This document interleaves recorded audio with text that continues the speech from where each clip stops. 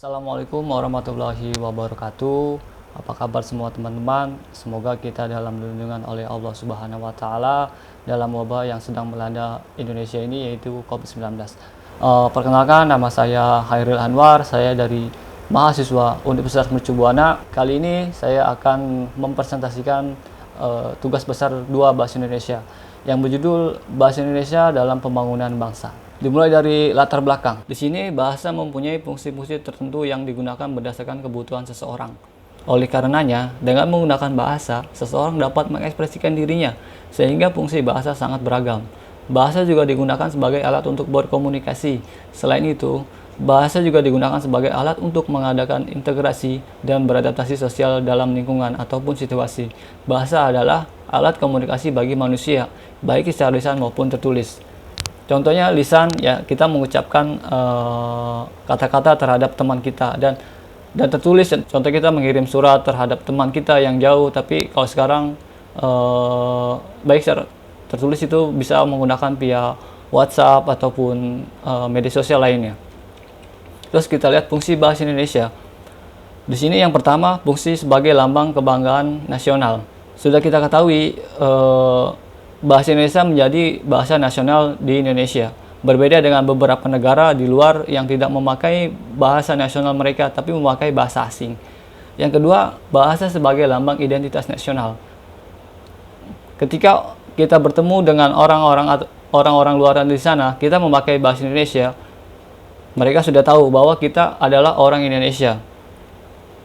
Yang ketiga itu bahasa sebagai pemersatu seluruh bangsa Indonesia. Dan di sini contohnya ialah ketika kita berkomunikasi dengan teman kita, contoh teman kita dari daerah Jawa ataupun daerah luaran gitu, kita tidak bisa berkomunikasi dengan bahasa mereka, tapi kita bisa memakai bahasa Indonesia, yaitu sebagai alat pemersatu bangsa.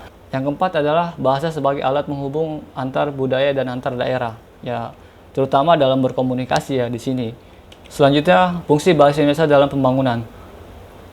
Pernyataan sikap bertanah air satu, tanah air Indonesia, berbangsa satu, bangsa Indonesia, dan menjunjung bahasa persatuan, bahasa Indonesia. Dalam Kongres Pemuda 28 Oktober 1928 merupakan perwujudan politik bangsa Indonesia yang menetapkan bahasa Indonesia sebagai bahasa pemersatu bangsa Indonesia. Bahasa Indonesia telah menyatukan berbagai lapisan masyarakat ke dalam satu kesatuan bangsa Indonesia. Bahasa Indonesia mencapai puncak perjuangan politik sejalan dengan perjuangan politik bahasa Indonesia dalam mencapai kemerdekaan pada tanggal 17 Agustus 1945. Hal ini dibuktikan dengan dijadikannya bahasa Indonesia sebagai bahasa resmi negara pada pasal 36 Undang-Undang Dasar 1945 dan juga hasil amandemen Undang-Undang Agustus tahun 2002. Selanjutnya, peran dan fungsi bahasa Indonesia dalam mewujudkan tujuan pendidikan nasional. John Dewey menyatakan bahwa pendidikan merupakan proses pembentukan kemampuan dasar yang fundamental, baik menyangkut daya pikir ataupun daya intelektual, maupun daya emosional ataupun perasaan yang diarahkan sebagai tabiat manusia dan kepada sesamanya. Sedangkan Undang-Undang Sikdiknas Nomor 20 Tahun 2003 dinyatakan bahwa pendidikan adalah usaha sadar dan terancam untuk mewujudkan suasana belajar dan proses pembelajaran agar peserta didik secara aktif mengembangkan potensi dirinya untuk memiliki kekuatan spiritual, keagamaan, pengendalian diri, kepribadian, akhlak, serta keterampilan yang diperlukan masyarakat dan bangsa negara. Fungsi bahasa Indonesia tersendiri di sini untuk pengendalian diri dan juga untuk kekuatan spiritual dan keagamaan. Lalu pendidikan sebagai penegak nilai. Pendidikan merupakan penegak nilai dalam masyarakat, dengan artinya memelihara serta menjaga tetap lestarinya nilai-nilai dalam masyarakat. Nilai masyarakat adalah ukuran tata pergaulan yang dianggap baik dan benar dalam masyarakat. Tugas pendidikan antara lain adalah mengukuhkan, menegaskan, dan juga menegakkan nilai-nilai tersebut dalam pergaulan masyarakat. Macam-macam nilai sebagai hasil budaya masyarakat antara lain nilai politik, nilai ekonomi, nilai sosial, dan nilai pengetahuan. Selanjutnya itu pendidikan sebagai sarana pengembangan masyarakat. Proses pendidikan selalu terjadi dalam lingkungan masyarakat, dan pendidikan bertujuan untuk mengembangkan masyarakat itu sendiri. Proses tersebut akan berlangsung terus-menerus dalam masyarakat. Pendidikan ada karena dinamika masyarakat dalam menciptakan keseimbangan dan kemaslahatan.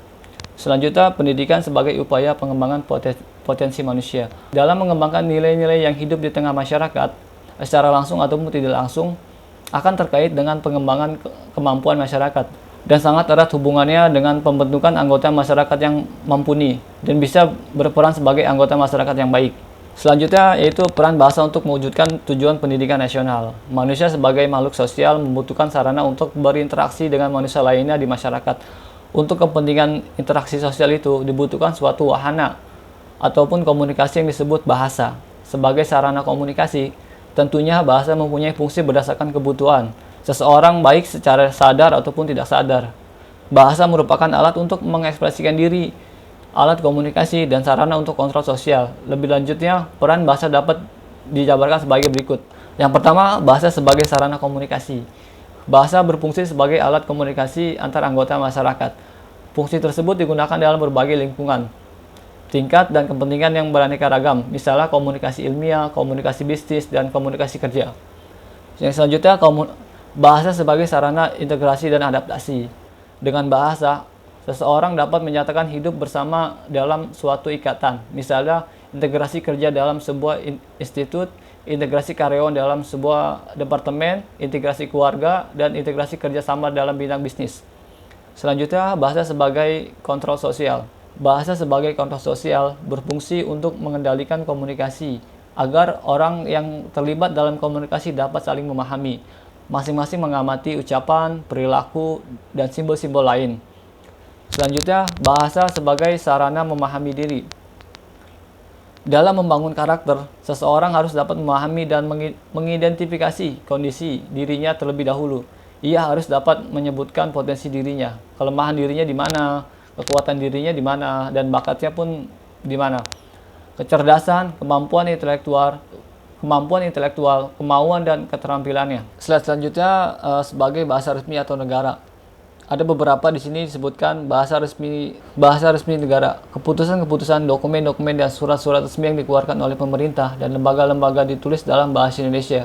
Pidato-pidato atas nama pemerintah atau dalam rangka menunaikan tugas pemerintah diucapkan dan dituliskan dalam bahasa Indonesia agar masyarakat bisa memahami dan mengerti apa isi dari surat tersebut.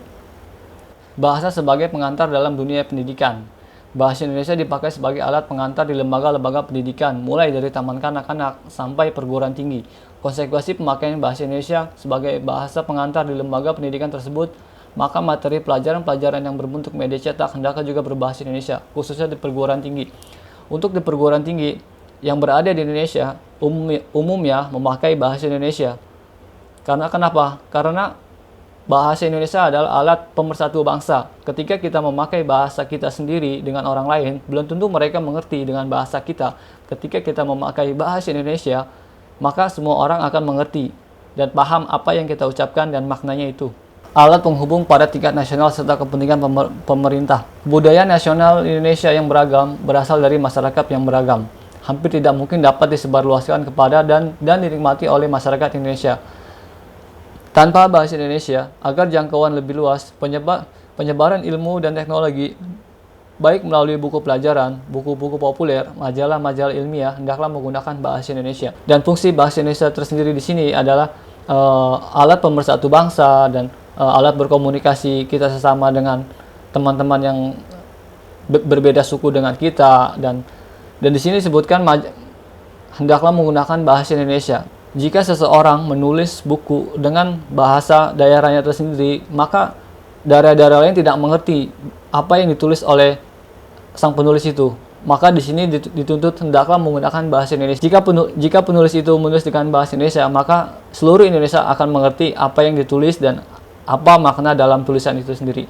Kesimpulan, yang pertama, fungsi bahasa Indonesia dalam pembangunan bangsa, yakni sebagai perisai pemersatu yang belum pernah dijadikan sumber permasalahan oleh masyarakat pemakaian yang berasal dari berbagai ragam suku daerah. Yang kedua, bahasa Indonesia merupakan bahasa resmi kenegaraan yang berperan penting dalam mewujudkan pembangunan masyarakat dalam berbagai aspek kehidupan, yang akhirnya mendorong kemajuan dalam berbagai aspek kehidupan dalam pembangunan bangsa. Untuk saran, marilah kita bersama-sama menjaga bahasa Indonesia agar menjadi bahasa yang dapat mempersatukan berbagai kelompok masyarakat dengan melakukan pembinaan dan pengembangan bahasa Indonesia agar dapat tercapai pemakaian yang cermat, tepat, dan efisien. Sekian dari saya, Khairil Anwar, dalam presentasi ini. Mohon maaf untuk kekurangannya. Assalamualaikum warahmatullahi wabarakatuh.